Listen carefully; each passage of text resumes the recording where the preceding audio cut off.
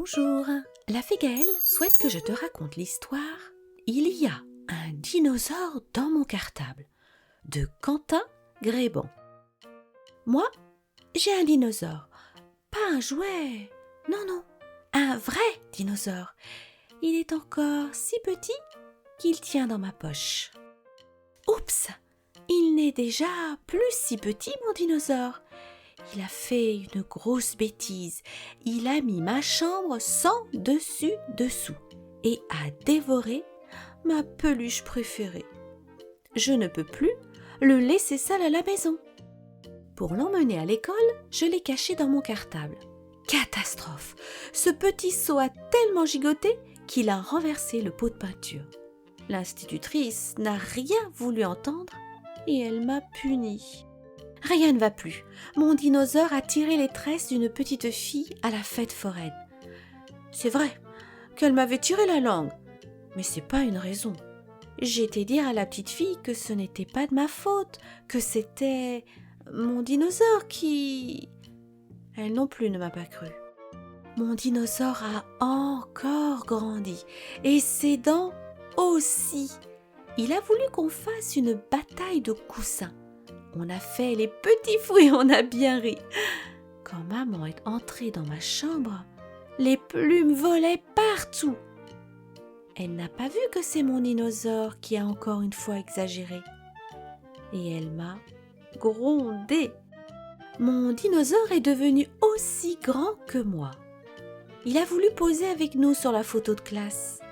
J'ai tenté de l'en empêcher et résultat, j'ai dégringolé du banc. Tout le monde a rigolé. Le monsieur n'était pas content. Et il va falloir recommencer la photo. Mon dinosaure est tellement grand qu'il ne rentre plus dans le bus de l'école. Le temps que je le charge sur le toit, le bus est parti sans moi. Ce n'est pas ma faute, c'est mon dinosaure. Plus personne n'était là pour m'entendre.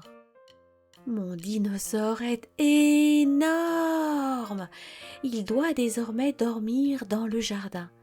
Mais cette grosse bête a écrasé toutes les plantes de maman. C'est évidemment moi qui me suis fait punir. En revenant de l'école, mon dinosaure a voulu qu'on joue à cache-cache derrière les immeubles. Il faut dire qu'il est vraiment très grand maintenant. On a tellement bien joué qu'on s'est perdu dans la ville.